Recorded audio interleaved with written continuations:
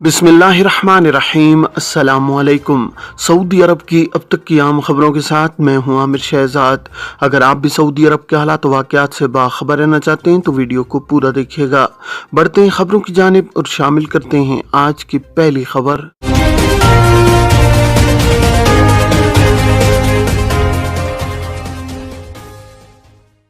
सबसे पहले बात करते हैं कि गैर मुल्की कारकुन की कौन सी फीसें कफील को देना होंगी। सऊदी वजारत इफरादी को तो समाजी बहबूद ने कहा है कि गैर मुल्की कारकुन के हवाले से कफील पर 7 माली जिम्मेदारियां आयद की गई हैं। अखबार 24 के मुताबिक वजारत इफरादी कुव्वत का कहना है कि कानून मेहनत की दफ़ा 40 के मुताबिक इकामे के इजरा और तोसी, वर्क परमिट के इजरा और तोसी की फीस और इनमें से किसी एक के इजरा या तोसी में ताखीर पर मुकर्रर जुर्माना कफील के जिम्मे है। वजारत इफरादी कुव्वत ने कहा है कि गैर मुल्की कारकुन की रिक्रूटिंग की फीस, पेशे में तब्दीली की फीस, खुरूज ओहदा यानी एग्जिट री एंट्री की फीस भी कफील के जिम्मे है। मुलाजमत का मुआहदा मुकम्मल होने पर वतन वापसी का टिकट भी कफील को देना होगा। खुरूज ओहदा की खिलाफ वर्जी पाबंदी के दौरान सऊदी अरब आ सकते हैं या नहीं। सऊदी महकमा पासपोर्ट एंड इमिग्रेशन जो वजारत दाखिला का झेली इदारा है, कवानीन के मुताबिक मुमलिकत में मुकीम गैर मुल्कियों के इकामे, खुरूज ओहदा और खुरूज नहाई के इजरा का जिम्मेदार है। मुमलिकत में रिहाइश पजीर गैर मुल्की अफराद जब मुस्तकिल तौर पर अपने मुल्क जाते हैं तो इन्हें फाइनल एग्जिट, जिसे अरबी में खुरूज नहाई कहा जाता है, हासिल करना ज़रूरी होता है, जबकि छुट्टी पर जाने के लिए खुरूज ओहदा लेना होता है। एक शख्स ने जवाजात के ट्विटर पर सवाल किया है कि मैं पाकिस्तान साल 2019 में खुरूज ओहदा पर गया था, अब दूसरे वीज़े पर सऊदी अरब जा सकता हूं, कोई मसला तो नहीं होगा।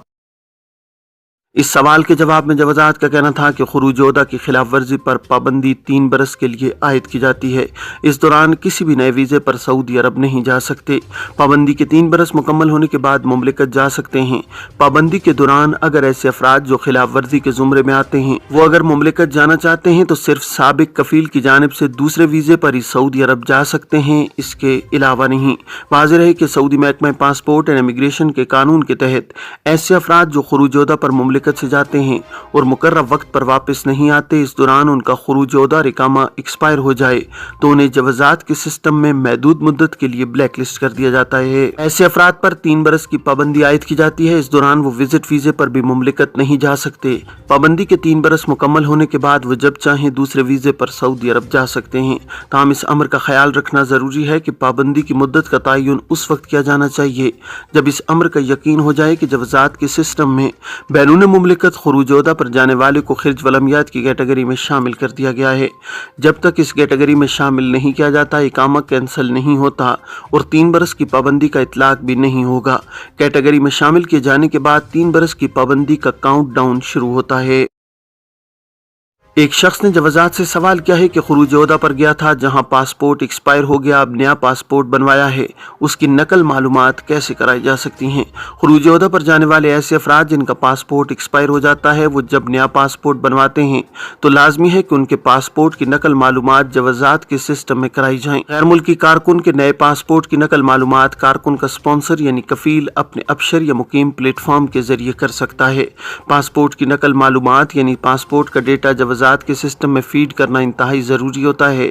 नए पासपोर्ट का डेटा, जिसमें पासपोर्ट का नंबर, उसकी तारीख इजरा और एक्सपायरी दर्ज की जाती है, कारकुन का स्पॉन्सर अपने अबशर या मुकीम अकाउंट पर मौजूद तवासिल सर्विस के जरिए कारकुन के नए पासपोर्ट की एंट्री जवाजात के सिस्टम में करा सकता है।